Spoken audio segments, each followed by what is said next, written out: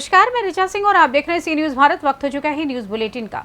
Bulletin में सबसे पहले बात करेंगे आगरा की, जहां रोटरी क्लब ऑफ इंटरनेशनल द्वारा चलाया जा रहा जागरूकता अभियान। आगे चर्चा करेंगे ग्वालियर की, जहां न्यायालय परिसर का अधिकारियों ने किया आकस्मिक निरीक्षण।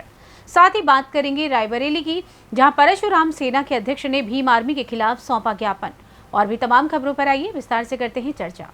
खबर आगरा से है, जहां कैंसर के प्रति महिलाओं को जागरूक करने के लिए रोटरी क्लब ऑफ इंटरनेशनल अभियान चला रहा है। इस दौरान महिलाओं को कैंसर के प्रति जागरूक किया जा रहा है। इस कड़ी में खंडारी स्थित ओम मेडिकल कॉम्प्लेक्स में कार्यशाला का आयोजन किया गया था। इस दौरान जिला अस्पताल और एसएन मेडिकल कॉलेज के महिला चिकित्सकों ने लोगों को कैंसर के प्रति जागरूक किया। रोटरी क्लब आगरा द्वारा शुक्रवार को मेडिकल कॉम्प्लेक्स खंडारी पर महिलाओं में होने वाले सर्वाइकल कैंसर को लेकर जागरूकता कार्यक्रम किया गया। इस दौरान मुख्य अतिथि जिला अस्पताल की सीएमएस डॉक्टर अनीता शर्मा और मुख्य वक्ता के रूप में डॉक्टर रुचिका गर्ग एवं कार्यक्रम संयोजक डॉक्टर समीक्षा गुप्ता, वरिष्ठ स्त्री रोग विशेषज्ञ ओम मेडिकल कॉम्प्लेक्स मौजूद रहे। वरिष्ठ हड्डी रोग विशेषज्ञ डॉक्टर अनुपम गुप्ता ने विभिन्न प्रकार के कैंसर की जानकारी देते हुए बचाव के उपाय भी बताए। मैं डॉक्टर समीक्षा गुप्ता, गायनेकोलॉजिस्ट, खंडारी ओम मेडिकल कॉम्प्लेक्स से आपको एक जानकारी देना चाहती हूँ। ये हमारे यहाँ एक कार्यशाला हुई जिसमें कि महिलाओं को और बच्चियों को ये बताया गया कि गर्भाशय की ग्रीवा के कैंसर से कैसे बचाव कर सकते हैं, क्योंकि यही एक ऐसा कैंसर है जिससे हम बचाव कर सकते हैं, और बचाव कर लिया तो काफ़ी हद तक हम आगे खतरनाक बीमारियों से बच सकते हैं। तो दुनिया में सेकंड नंबर पे होने वाला, महिलाओं में सेकंड नंबर पे होने वाला सब कैंसर है, जो कि फर्स्ट नंबर पे ब्रेस्ट कैंसर है, सेकंड पे सर्वाइकल कैंसर है। तो इसकी कुछ परेशानियां, जिन लेडीज़ को काफ़ी परेशानियां रहती हैं, कुछ वो संकोच की वजह से डॉक्टर को दिखानी। देखिए, ओम मेडिकल कॉम्प्लेक्स खंडारी स्थित सेंटर पर रोटरी क्लब द्वारा आयोजित एक कैंसर जागरूकता शिविर का आयोजन किया गया, जिसमें विशेष रूप से स्त्रियों के जननांग के आसपास के होने वाले कैंसर, वेजाइना, सर्विक्स, ओवरी, इनके ऊपर कैसे इनकी देखभाल करें और कैसे इनकी रोकथाम करें, इस विषय पर कार्यशाला आयोजित की गई। इस कार्यशाला में डिस्ट्रिक्ट हॉस्पिटल अधीक्षक doctor Shrimati Anita Sharma, medical college से प्रोफेसर रुचिका गर्ग और इस हॉस्पिटल के संचालिका डॉक्टर। आगरा से सी न्यूज संवाददाता अनुज उपाध्याय की रिपोर्ट। खबर मध्य प्रदेश के ग्वालियर से है, जहां चंबल संभाग में बीजेपी में विधानसभा टिकट के दावेदारों ने अभी से पार्टी की मुश्किलें बढ़ा दी हैं। आज बीजेपी पिछड़ा वर्ग मोर्चा के प्रदेश अध्यक्ष नारायण सिंह कुशवाहा की पार्टी को 2-2 कह दिया है। अगर पार्टी ने समीक्षा गुप्ता को दक्षिण विधानसभा सीट से टिकट दिया तो वह इस विधानसभा में पार्टी के लिए काम नहीं करेंगे। नारायण सिंह ने कहा है कि समीक्षा गुप्ता को छोड़कर किसी को भी मिले टिकट तो कोई आपत्ति नहीं। अनूप मिश्रा को टिकट दिए जाने पर भी मुझे कोई आपत्ति नहीं, लेकिन 2018 का चुनाव वो समीक्षा गुप्ता की वजह से हारे हैं, क्योंकि वो पार्टी से बगावत करके निर्दलीय लड़ गई थी, इसलिए पार्टी की एक सीट कम हुई है। इसलिए ऐसे लोगों को सबक मिलना जरूरी है। सवाल है कि दक्षिण में मारामारी है और नारायण सिंह कुशवाहा 121 वोट से हारे थे, लेकिन फिर भी अनूप मिश्रा साफ तौर पर पार्टी को कह चुके हैं कि मुझे टिकट चाहिए। उधर समीक्षा गुप्ता भी दावेदारी पेश कर रही है। तो कैसे देखते हैं, अगर पार्टी ने टिकट काट दिया इस कंडीशन में आप क्या करेंगे? नहीं, पार्टी ने अगर टिकट काट दिया तो हम पार्टी के कार्यकर्ता हैं, पार्टी के लिए काम करेंगे। हाँ, समीक्षा गुप्ता को मिला नहीं, वो तो मैंने अभी बताया ना सबके सामने क्या कि समीक्षा गुप्ता को मिला तो मैं खुद काम नहीं करूँगा, काम नहीं करता, इस विधानसभा में काम नहीं करूँगा। अगर इस विधानसभा से उसे टिकट मिलता है तो अनूप मिश्रा को मिला तो हम काम करेंगे, समीक्षा के लिए काम करेंगे। तो मन में ऐसा क्यों है समीक्षा के लिए? नहीं, ये तो क्यों है, जो जैसा करेगा वैसा भरेगा। उसने जैसा किया उसके साथ भी तो होना चाहिए ना। क्या किया उन्होंने? विद्रोह करके जो पार्टी के साथ विद्रोह किया 2018 में, उसका परिणाम नहीं भुगतना चाहिए उसे। ये उसको महसूस होना चाहिए कि पार्टी ने उसे महापौर बनाया, पार्षद बनाया, उनके पूरे परिवार को पार्टी ने इज्जत दी, उसके बाद में पार्टी से गद्दारी ये करके चुनाव लड़ा। पार्टी में आ गई नहीं, ये पार्टी में आ गई है तो पार्टी ठीक है, पार्टी अगर उन्हें लाइक करेगी तो पार्टी टिकट दे सकती है। पर मैं उसके लिए व्यक्तिगत काम नहीं करूँगा। जो क्या मानते हैं उनके चुनाव लड़ने से कि एक जो सीट है जो आ रही है आपकी, उसे टिकट मिलेगा तो ये और हज़ारों से ज़्यादा या कांग्रेस ही जीतेगी फिर। आज की प्रेस वार्ता का आयोजन 10 दिनों के कार्यक्रम के बीच में हुआ है, किस तरह कार्यक्रम रहेगा? नहीं, 10 दिन का नहीं, ये हमारे पूरे महीने का चार्ट कार्ड था। 30 मई से लेकर के 30 जून तक जो प्रदेश सरकार की नीतियों को लेकर के हम जगह जगह मोहल्ले मोहल्ले में गली गली में जाने वाले हैं, उसके लिए प्रेस कॉन्फ्रेंस दी। पिछड़ा वर्ग मोर्चा एक सक्रियता से, चाहे वो श्यामा प्रसाद मुखर्जी जी का जन्मदिन हो, चाहे मोदी जी के मन की बात का कार्यक्रम हो, चाहे जनसंपर्क अभियान का, और इसके तहत प्रदेश ने मुझे दिया है कि महाजनसंपर्क अभियान। पिछड़ा वर्ग मोर्चा की जनसंख्या को देखते हुए हम प्रदेश में ये काम ना कर सकते हैं कि पिछड़ा वर्ग मोर्चा जन जन तक जाकर के एक संघर्ष के रूप में महाजनसंपर्क अभियान चलाएगा और प्रदेश सरकार की नीतियों को जन जन तक पहुँचाने का हम काम करेंगे। प्रधानमंत्री के आदेश के अनुसार आप सब लोग जनता के बीच में लगातार जा रहे हैं, उनकी नीतियों योजनाओं को लेकर जनता का क्या भाव है और किस तरह से वो चाहते हैं कि आगे किस तरह से देखना चाहिए? देखिए, जिस तरीके से प्रधानमंत्री के सुशासन के, आदरणीय प्रधानमंत्री जी के सुशासन के 9 वर्ष बीते और उन्होंने इन 9 वर्षों को एक गरीब कल्याण और सेवा संकल्प के रूप में माना है। उनकी नीतियों से ये देश फलीभूत हो रहा है और इसका सबसे बड़ा नतीजा आप सब लोगों के सामने है। कल परसों हमारी लाडली बहना की जो किस्तें डलने वाली हैं, ये सभी परिवारों को चौंका देंगी, सभी लोगों को ये बता देंगी कि प्रदेश आम जनता के लिए और आम जन के लिए कितना काम करती है। ये सभी चीज़ें मुझे बताने गए, जैसे कि 75 लाख से ज़्यादा भी हितग्राही मध्य प्रदेश में हैं। हम उन सभी लोगों के साथ जाएंगे, उन सभी लोगों से मिलेंगे, उनको क्या परेशानी वो भी पूछेंगे और जो लोग उस विकास की धुरी में नहीं आ पाए उनके लिए भी काम करेंगे। क्या ये चुनावी स्टंट है ये सारी योजना? नहीं, देखो, चुनाव हर राजनीतिक पार्टी के लिए एक ऐसा है युद्ध के समान होता है और चुनाव में पूरी तैयारी से और दमखम से लड़ना भी चाहिए। और मैं तो चाहता हूँ कि भारतीय जनता पार्टी पिछड़ा वर्ग मोर्चा का फुल उपयोग चुनाव में करे और हम सब लोग इसके लिए कमर कस के तैयार हैं। ब्यूरो रिपोर्ट, सी न्यूज़ ग्वालियर। खबर कन्नौज से है, जहां जिला जज, जिलाधिकारी व कन्नौज पुलिस अधीक्षक कुंवर अनुपम सिंह द्वारा कचहरी गेट, कचहरी परिसर में लगी पुलिस पिकेट की सतर्कता तथा कचहरी हवालात पर मौजूद पुलिसकर्मियों की सतर्कता का आकस्मिक चेकिंग की गई। न्यायालय सुरक्षा में ड्यूटी पर लगे पुलिसकर्मी भी मौजूद पाए गए। न्यायालय परिसर में लगे सीसीटीवी कैमरों का निरीक्षण किया गया। लॉकअप की साफ सफाई का निरीक्षण भी किया गया। लॉकअप में साफ सफाई के निर्देश दिए गए एवं साथ ही हवालात में मौजूद बंदियों की भी चेकिंग की गई।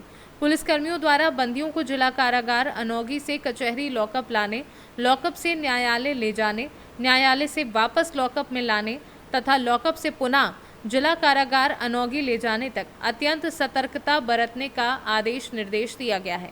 ड्यूटी में किसी भी प्रकार की लापरवाही न बरतने की हिदायत दी गई है। इस दौरान जिला जज, जिलाधिकारी व कन्नौज पुलिस अधीक्षक कुंवर अनुपम सिंह मौजूद रहे। कन्नौज से सी न्यूज़ संवाददाता सीबू सैनी की रिपोर्ट। खबर रायबरेली से है, जहां पर कुछ दिनों पहले भीम आर्मी के ब्लॉक अध्यक्ष को बछरावा थाने में तैनात दिनेश गोस्वामी पर मारपीट करने का आरोप लगा था। वहीं एसपी आलोक प्रियदर्शी ने दरोगा दिनेश गोस्वामी को लाइन हाजिर कर जांच बैठा दी थी। कल भीम आर्मी संगठन व पदाधिकारियों द्वारा एसपी कार्यालय का घेराव करते हुए दरोगा दिनेश गोस्वामी के खिलाफ जमकर नारेबाजी करते हुए दरोगा को जल्द से जल्द निष्कासित कर कठोर कार्यवाही करने की मांग की थी। इस पर परशुराम सेना के उत्तर प्रदेश अध्यक्ष दीपक दीक्षित ने अपने सदस्य और पदाधिकारियों द्वारा एसपी आलोक प्रियदर्शी को ज्ञापन सौंपते हुए गुंडे प्रवृत्ति के भीम आर्मी के सदस्यों पर कठोर से कठोर कार्यवाही करने की मांग की है और दरोगा दिनेश गोस्वामी पर लगे आरोपों को निराधार बताते हुए दरोगा गोस्वामी को फिर से बहाल करने की मांग की है। मैं दीपक दीक्षित हूँ, अध्यक्ष परशुराम सेना उत्तर प्रदेश।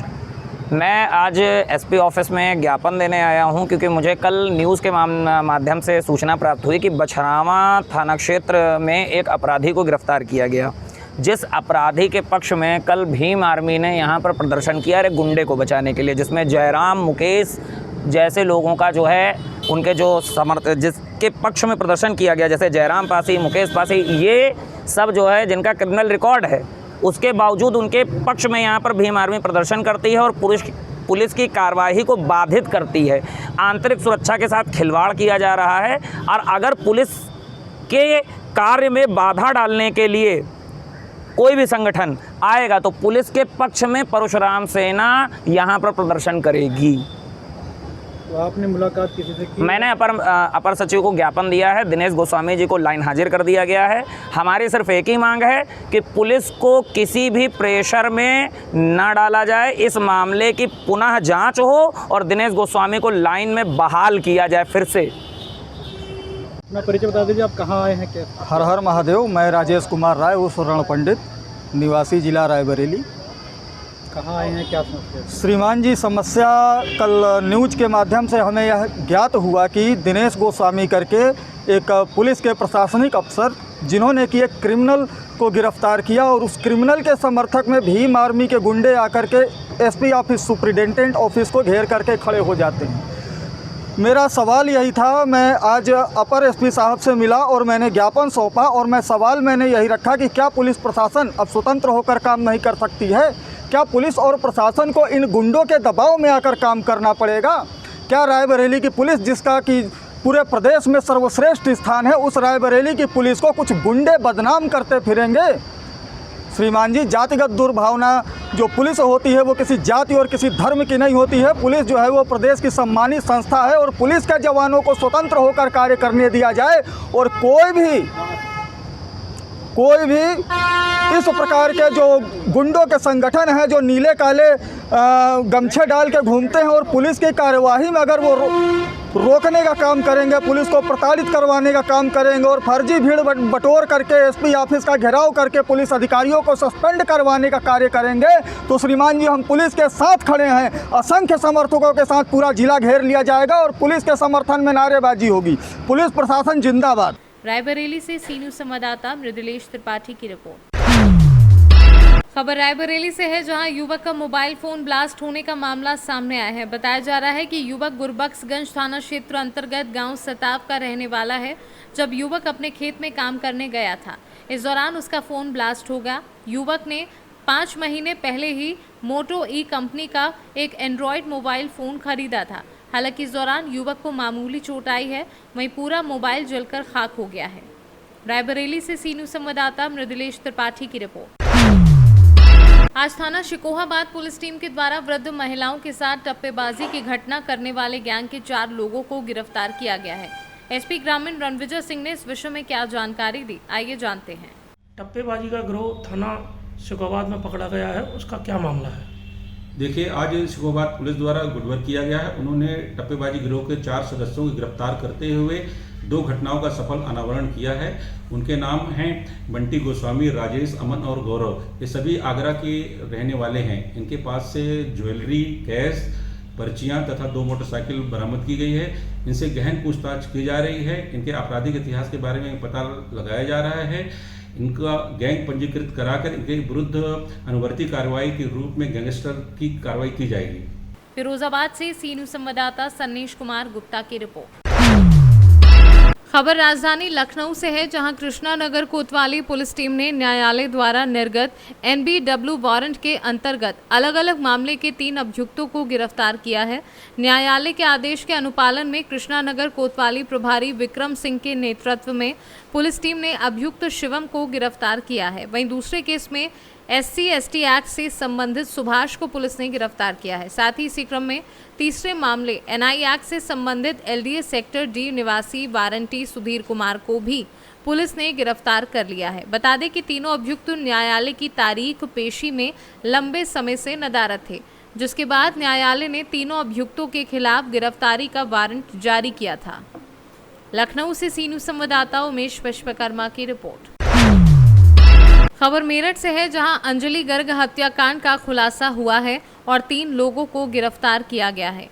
मेरठ में TP नगर में थाना अंजलि गर्ग की हत्या भाड़े के शूटरों से कराई गई थी। उसके साथ ही अंजलि के दूसरे दुश्मन भी मिले हुए थे। नीरज शर्मा के खिलाफ अंजलि ने 5 मुकदमे दर्ज करा रखे थे।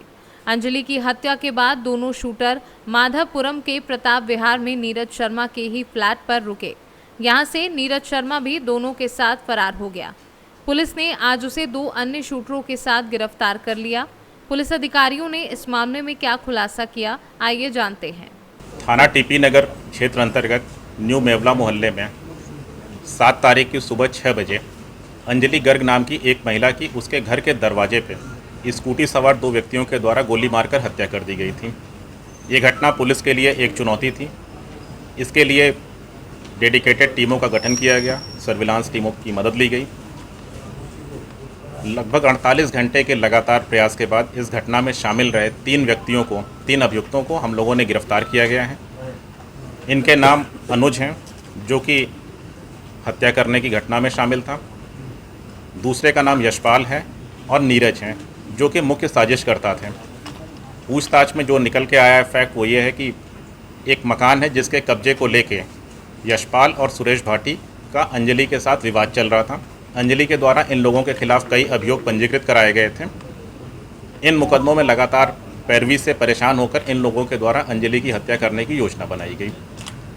कुल 2 लाख रुपए में डील तय हुई थी और इस हत्याकांड को एग्जीक्यूट करने की जिम्मेदारी नीरज शर्मा को दी गई थी।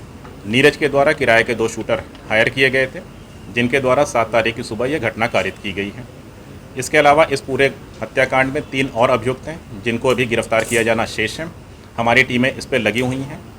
टीम के द्वारा लगातार प्रयास करके इन 3 अभियुक्तों की गिरफ्तारी की गई है। इस पूरे घटनाक्रम के अनावरण के दृष्टिगत और गिरफ्तारी को लेकर आईजी रेंज मेरठ महोदय के द्वारा टीम के उत्साहवर्धन के लिए 50,000 रुपये नगद पुरस्कार की भी घोषणा की गई है। शेष अभियुक्तों की हम लोग शीघ्र ही गिरफ्तारी सुनिश्चित करेंगे। ससुराल पक्ष का कोई रोल निकल कर आया सामने?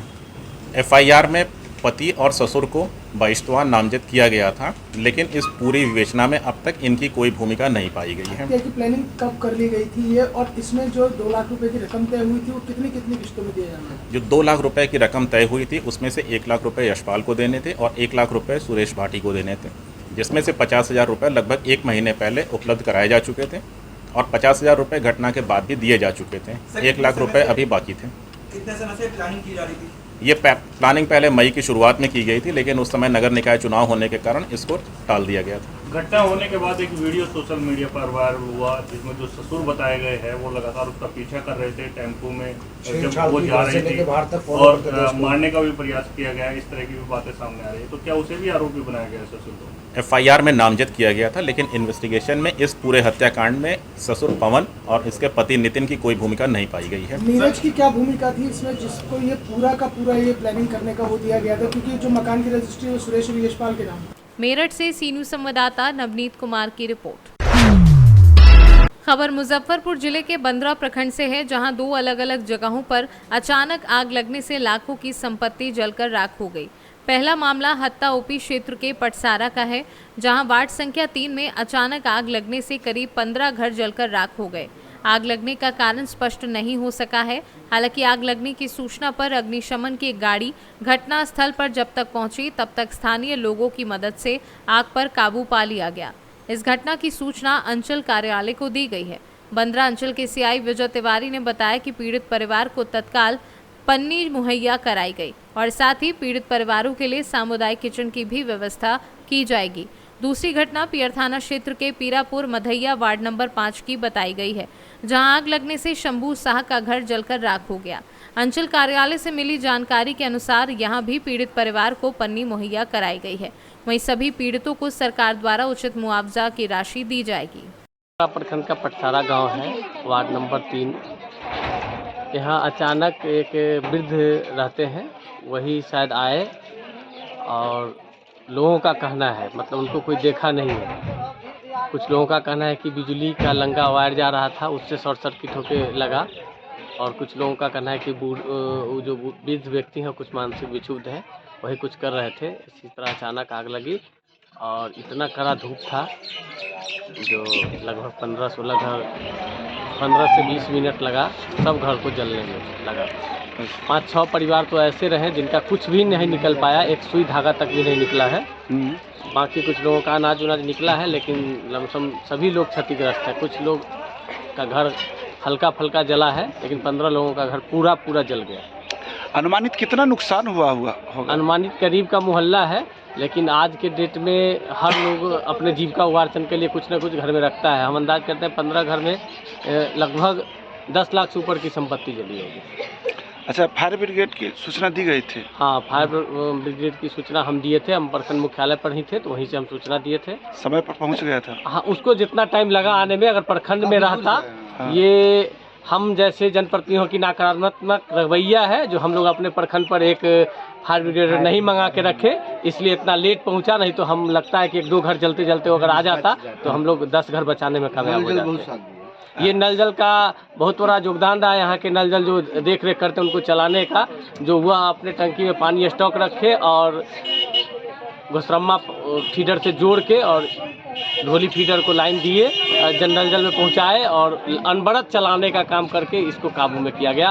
और सबसे ज़्यादा श्रेय हमारे यहाँ के समाज को जाता है जो 2 मिनट में लगभग 1000 की संख्या में लोग अपने घर से डोल बाल्टी लेके दौड़े और इस आग को काबू पाने में कामयाब हुए। क्या परिचय आपका? फनीश कुमार, जिला परिषद सदस्य 1549। कौन सी जगह है? ये पटसारा, वार्ड नंबर 3, पासवान टोला। मुजफ्फरपुर से सीनू संवाददाता गंभीर कुमार झा की रिपोर्ट।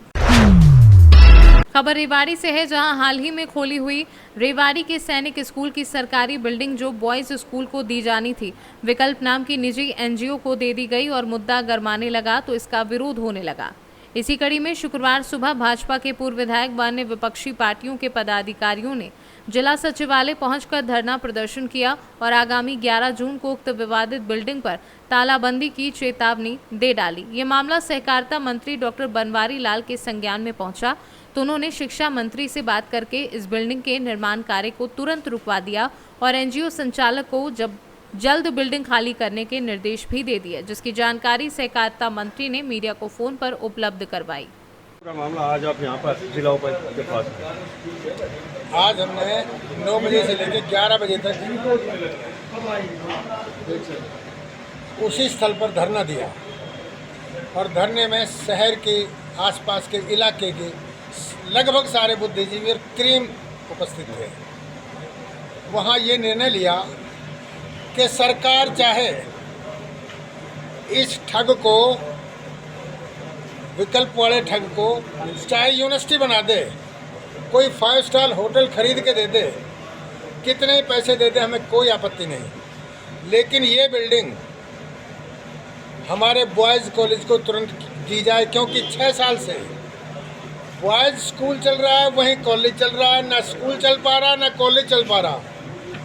यहाँ की हालत दयनीय है, यहाँ बिल्डिंग है नहीं, प्रशासन के लिए नहीं, संस्थाओं के लिए नहीं, और एक ठग के लिए बिल्डिंग है। नेता जी, आप पूर्व विधायक हैं, क्या कभी आपने अपनी लाइफ के अंदर ऐसा देखा कि सरकारी बिल्डिंग एक निजी संस्था को दे दी जाए? जैसे मैंने ठग कहा ना, जनता को तो ठगा ही है, ये तो इतना बड़ा ठग निकला, सरकार ही ठग ली।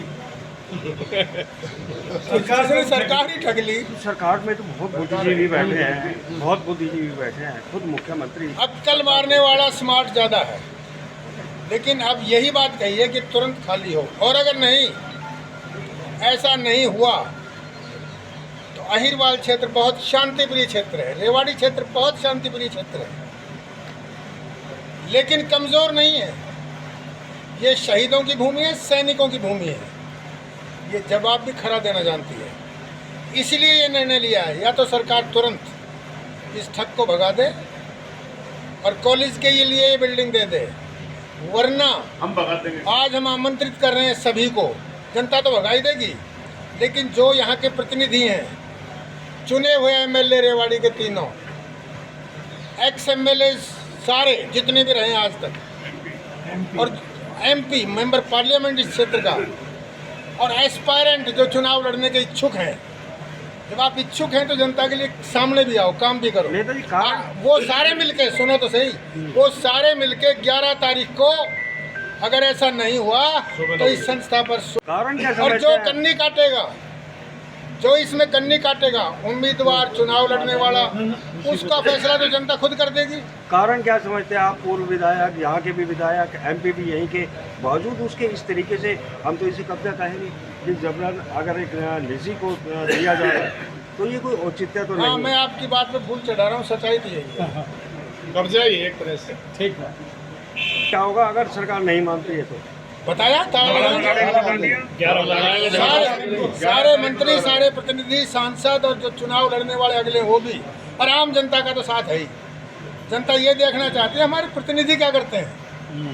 ये जो सरकारी बिल्डिंग का दुरुपयोग, देखिए जो आज सरकारी बिल्डिंग के ऊपर जो एक निजी संस्था को सौंपने का जो काम किया है, ये कहीं ना कहीं सरकार के नुमाइंदों ने किया है। जब सरकार के 2 मंत्री इसमें आते हैं तो वो उनको सोचना चाहिए किसी भी संस्था को हम सरकारी बिल्डिंग कैसे सौंप दें। और सरकारी बिल्डिंग अगर सौंप रहे हैं तो खासकर वो तब जब उसमें बच्चियां पढ़ रही थी, वो सीनियर सेकेंडरी स्कूल की जब बच्चियां वहाँ पढ़ रही हैं। हमारे यहाँ पर कॉलेज जो खोला गया था, उस कॉलेज के लिए अभी तक जगह नहीं है। वो कॉलेज हमारा बॉयज़ स्कूल में चल रहा है, क्यों ना ये बिल्डिंग उस कॉलेज को दे दी जाती। लेकिन यहाँ पर जो सरकार है वो सरकार ही राजनीति करने का काम कर रही है। सरकार जो है सरकारी बिल्डिंगों को और कहीं ना कहीं निजी हाथों में सौंपने का काम कर रहे हैं। तो इसके विरोध में आज जो यहाँ के जो जागरूक नागरिक थे और उन जागरूक नागरिकों ने यहाँ पर अपना धरना दिया और आज डीसी साहब के पास इसके लिए ज्ञापन देने के लिए आए हैं। और इनकी यही मांग है कि ये जो संस्था को जो बिल्डिंग दी गई है ये पूर्णतः गलत दी गई है, या तो इस बिल्डिंग को खाली कराया जाए, अन्यथा इसके लिए एक बड़ा आंदोलन इसका रूप ले लेगा। जुड़े रहे हैं, लेकिन शिक्षा में इस प्रकार का तजुर्बा होना ताजुब लगता है कि एक निजी संस्था को सरकारी बिल्डिंग दिएगा। ये बिल्कुल गलत है, सरासर गलत है। नियमों की अनदेखी है। किसी भी सरकारी बिल्डिंग को किसी तरह से भी प्राइवेट को देना औचित्य नहीं है, बिल्कुल दुर्भाग्यपूर्ण है। आखिर शय किसी है? नहीं, शय इसमें किसी के नहीं है, मिसलीड है। जैसे एक आदमी के द्वारा किसी को मिसलीड कर दिया गया, अपनी पकड़ बना ली और वो अन्य अधिकारियों के संपर्क में आकर के इस तरह से किया गया। तो क्या अधिकारियों ने आंख बंद कर रखी थी जब ये इस प्रकार नहीं, मैंने आपको बताया ना कि जैसे शिक्षा के बारे में आप सच बात दिखाएंगे कि हमने ये कर दिया, उसकी तह में नहीं जाना, इसके रिजल्ट के बारे में नहीं पता कि क्या आउटपुट है, फिर भी उसको दिए जा रहे हैं, तो ये गलत है। और इसीलिए हमारे पूर्व विधायक रणधीर सिंह कापड़ीवास जी के मार्गदर्शन में शिक्षा बचाओ संघर्ष समिति, यानी किस प्रकार से हम शिक्षा को बचाएं, किस प्रकार से अपने संस्थानों को बचाएं, इसी रूपरेखा को मद्देनज़र आज एक सांकेतिक धरना दिया गया। और 11 तारीख को आमजन से ये अपील की जाती है कि वो इसमें अपनी सहभागिता निभाए और सरकारी शिक्षण संस्थानों को बचाए। निजीकरण जो इस प्रकार के एक ऐसी प्रवृत्ति के लोग हैं उनसे इसको दूर रखा जाए, क्योंकि अगर कंट्रोल नहीं किया गया ऐसे लोगों के साथ बहुत बड़ा है तो बहुत बड़ा रैकेट मिलेगा। नहीं है, इसकी गहराई तक जाएंगे। ये छोटे आदमी का काम नहीं है, ये ऊपर बैठे किसी नेता या बहुत बड़े ब्यूरोक्रेट का हाथ मिलेगा इसमें। ये शख्स जो यहाँ बैठा है DC SP को कुछ नहीं समझता है। यहाँ जो भी आदमी मिलता है इससे एकदम ठोंडे वाली यानी दादागिरी टाइप से बात करता है। इसका आप लोग देखिए रिजल्ट क्या रहा है, क्या सक्सेस रेट हुआ है। इसका 1% भी सक्सेस रेट नहीं है और इसको इतनी सुविधाएं दी जा रही है। इसको 100 बच्चे पढ़ाने की अनुमति थी, ये कम से कम 700-800 पढ़ाता है। नहीं, ये 1200 तो अब हुए हैं, 700-800 वैसे पढ़ाते थे। 100 की सुविधा सरकार से मिलती थी और बाकी के 600-700 की सुविधा ये उन लोगों से पैसे वसूलता था, सुविधा शुल्क लेता था उनसे, यानी क्लासेस लगाता था उनकी। का दुरुपयोग और वो भी निजी हाथों, क्या करें? वैसे तो बड़ी निंदनीय बात है। अब मेरे से पहले जो यहाँ पर सामाजिक संगठनों के लोग और जनप्रतिनिधि आए हैं, उन्होंने आपको बताया कि किस तरीके से एक व्यक्ति विशेष द्वारा एक सरकारी बिल्डिंग का दुरुपयोग किया गया और सरकार के द्वारा उसको निजी हाथों में सौंप दिया गया। ये बहुत ही सोचने का और निंदनीय विषय है। इसके लिए आज जनता संघर्ष करने को तैयार है और निश्चित रूप से इस बिल्डिंग को हम इस ठग के हाथों में नहीं सौंपने देंगे। लेकिन मैं आपको एक बात बताना चाहता हूँ, सिर्फ इसी एक बिल्डिंग की बात हम क्यों करें। इस सरकार की हालात ये है और इस सरकार की मंशा भी है कि सब कुछ प्राइवेट कर दिया जाए, चाहे एयरपोर्ट हो, चाहे देश की ट्रेनें हों और चाहे दूसरे बहुत सारे डिपार्टमेंट हों, सभी को प्राइवेट और निजी हाथों में सौंप दिया गया है। पहले भी बहुत सारे प्राइमरी स्कूल बंद कर दिए गए या यूँ कहिए उनका निजीकरण कर दिया गया है। इस सरकार की मंशा है कि सब कुछ निजीकरण कर दिया जाए, सब चीज़ों का निजीकरण कर दिया जाए। मुझे तो ये लगता है कि आने वाले टाइम में ये सरकार अपना भी एक प्राइवेट लिमिटेड कंपनी बना के निजीकरण कर लेगी। रेवाड़ी से सीनू संवाददाता चैन सिंह की रिपोर्ट। फिलहाल न्यूज बुलेटिन में बस इतना ही। देश दुनिया की तमाम खबरों को जानने के लिए देखते रहें सी न्यूज़ भारत। हर खबर आपके साथ, आपके हाथ।